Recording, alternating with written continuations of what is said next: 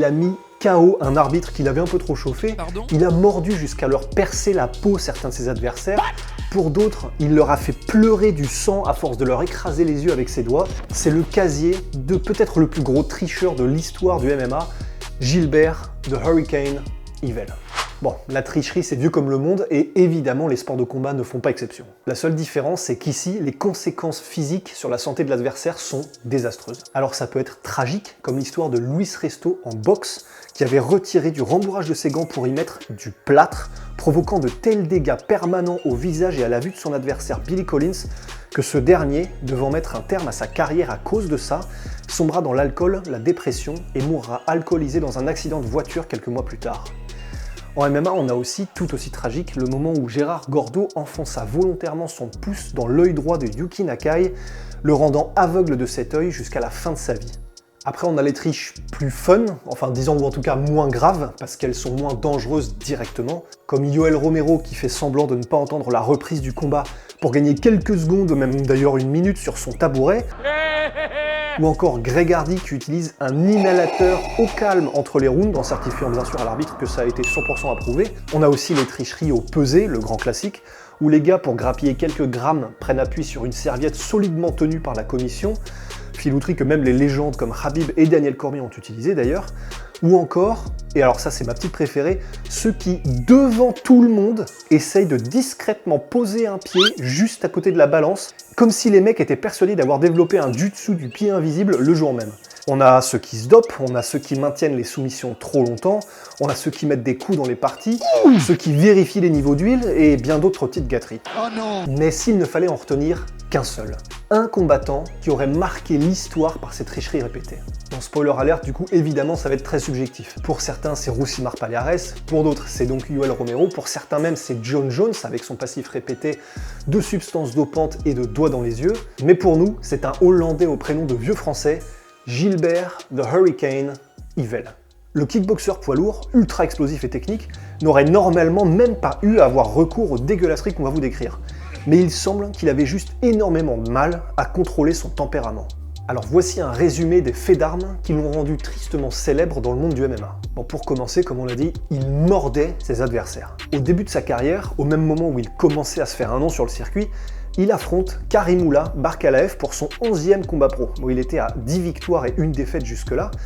La rencontre commence à tourner plutôt mal pour lui. On sait que c'est un striker et il tombe contre un adversaire qui le met au sol et lui fait grosso modo une Khabib. Frustré et coincé au sol, il décide alors, pour faire mal à son vis-à-vis, de le mordre le plus fort possible avec tout ce qui lui passait sous les dents. Lié à ça ou pas, il arrivera à se relever et à terminer son adversaire quelques secondes plus tard, en profitant même quand il le vit au sol pour lui sauter dessus à pieds joints. Mais lorsque l'arbitre verra les énormes marques de morsure sur le corps de Karimullah, la victoire sera retournée en faveur du Russe. Le deuxième point, il mettait des doigts dans les yeux de ses adversaires jusqu'au sang. Et ça, c'en est vraiment une qui, même quand vous le regardez encore aujourd'hui, c'est particulièrement difficile à regarder parce que 1. Ce sont donc potentiellement des dommages permanents aux yeux, et 2. Ça touche à notre père spirituel à tous, le magnum du MMA, aussi solide que le King Mogo de chez Onae, les savons les plus musclés du game, le Predator Don Fry. En 2001 au Japon, il affrontait le légendaire bagarreur sur le ring du Pride lorsque les médecins ont dû interrompre puis annuler complètement le combat lorsqu'ils se sont rendus compte que du sang coulait des yeux de l'Américain. En effet, depuis le début du combat, frustré encore une fois d'être immobilisé et de ne pas arriver à s'en sortir face à la lutte de son adversaire, Yvel s'était non seulement accroché aux cordes pour ne pas être mis au sol, ce qui est bien évidemment pas autorisé, mais il avait également et surtout plongé de manière systématique différentes phalanges, notamment celle du pouce, dans les cavités orbitales de Don Fry, le faisant souffrir le martyre. Don Fry, égal à lui-même et à sa rusticité mythique, était déterminé à continuer malgré ça pour lui rendre la monnaie de sa pièce à coups de poing. Mais Yvel trichera de manière tellement répétée que le combat deviendra rapidement horriblement frustrant à regarder. Parce que on se prend à supporter Don Fry pour qu'il donne une correction au tricheur, mais ce dernier l'en empêche en continuant à tricher éhontément, en s'accrochant aux cordes de tous les côtés et en continuant son travail de destruction des pupilles de son adversaire. Finalement, après un combat harassant de 7 minutes où le Don n'arrivait quasiment plus à ouvrir les yeux, les officiels décident d'arrêter les frais et de disqualifier le Hollandais qui, mécontent, en profite d'ailleurs pour pousser et insulter l'arbitre, ce qui nous amène d'ailleurs au prochain point de notre PowerPoint du sale, il mettait KO les arbitres. En 2004, au Fight Festival de Helsinki en Finlande, il affronte Ate Backman, un combattant local. Et le jour même de l'événement, Yvel eut la surprise de découvrir que le promoteur de l'événement allait également être l'entraîneur de son adversaire du soir et l'arbitre. Bon, vous le sentez venir, l'omelette commençait déjà à sentir sacrément mauvais. Alors le combat commence, premiers échanges, ça va au sol, ça remonte, ça part en clinch contre les cordes du ring. Mais une fois dans cette position, en clinch contre les cordes, l'arbitre fait signe de séparer puis de se remettre dans la même position. Ce qui, c'est vrai, n'a pas vraiment de sens. Alors que ce soit pour faire gagner son poulain par tous les moyens ou pour faire dérailler Yvel afin qu'il fasse une erreur dans le combat, en tout cas il semble que ce soir-là, l'homme en blanc avait très envie de titiller la bête. Alors Gilbert s'énerve évidemment, son entraîneur lui dit de garder son calme et de suivre les instructions, alors ils se remettent en position, reprennent le combat, mais à chaque fois qu'Yvel arrive à se sortir de la position, l'arbitre arrête le combat et les y remet immédiatement. Au bout d'un moment, exaspéré et rouge de colère, notre animal déclenche soudainement un énorme crochet du gauche sorti de nulle part dans la mâchoire de l'arbitre. Ce dernier tombe immédiatement, évidemment, et Yvel en profite pour lui donner un dernier coup de pied alors que le pauvre homme est encore à terre. Et voilà, en une fraction de seconde de perte de contrôle, notre homme est devenu pour les décennies à venir la personnification de la triche et du manque de contrôle en MMA. Et cette situation, qui encore aujourd'hui lui vaut plusieurs messages par semaine sur les réseaux sociaux, est devenue ce pourquoi le pourtant talentueux kickboxer est devenu connu tout autour du monde. Mais alors, et lui, qu'est-ce qu'il en pense de ce moment? Et comment est-ce qu'il analyse cet énorme dérapage? Eh ben, il suffit de lui demander. Voilà comment il décrit les choses à partir du moment où l'arbitre leur demande de se repositionner à répétition et sans réelle raison.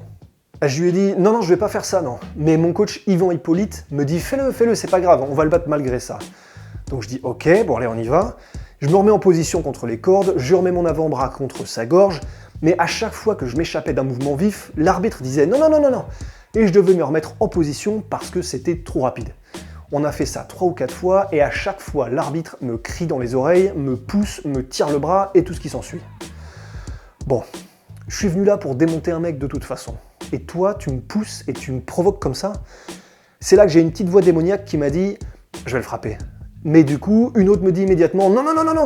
Et la deuxième « Ah si, je vais le faire ». Mais bon, je me connais, à partir du moment où j'ai eu cette idée en tête, je savais que j'allais le faire. Moi, je sais que je devrais pas, mais... Et puis soudain, il me recrie dessus, et bang, je lui en mets une. Et là, je me dis, putain, mais tu fais quoi là? Et puis je le kick.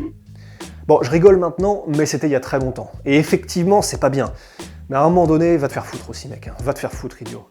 Mais bon, je sais que c'est pas bien. Je me marre juste parce que tu te marres, dira-t-il au moment où il fera l'interview avec un confrère néerlandais. Et alors, par rapport aux messages d'insultes qu'il reçoit sur Instagram, encore aujourd'hui, plusieurs fois par semaine. Eh ben, je vous propose de l'écouter. Moi, je pense que j'en reçois environ 3 par semaine. Des messages de gens qui me disent « T'es un tricheur, espèce d'ordure. Alors, t'as éclaté d'autres arbitres dernièrement ?» Ce à quoi je réponds généralement « Non, pas dernièrement, non. Par contre, hier, j'ai bien baisé ta mère. » Voilà, c'est ma réponse généralement. Un homme de culture. En tout cas, ces frasques ont de telles répercussions dans le monde du MMA que par la suite, les commissions athlétiques du Nevada et de la Californie refusèrent même de lui donner une licence de combat dans leur état. Ce qui annulera plusieurs combats qu'il était censé avoir dans différentes organisations. Et pourtant, c'est vraiment terrible parce que, comme on l'a dit, c'était un combattant ultra talentueux et ultra dangereux, même sans ça. En 58 combats pro, il affiche 40 victoires et dans ces victoires, il n'est jamais allé une seule fois à la décision. Il a un ratio hallucinant de 85% de KO pour 15% de soumission. Absolument monstrueux. Voilà, c'était l'histoire de Gilbert Yvel, qu'on estime être le plus gros tricheur de l'histoire du MMA. Voilà, si ça vous a plu, n'hésitez pas à mettre un pouce bleu et à vous abonner, ça aide énormément. Dites-nous qui vous voulez qu'on fasse, et puis écoutez, et on sait que Ramon Decker s'est très demandé, et on a bien pris note, et puis prenez soin de vous, à la prochaine, ciao.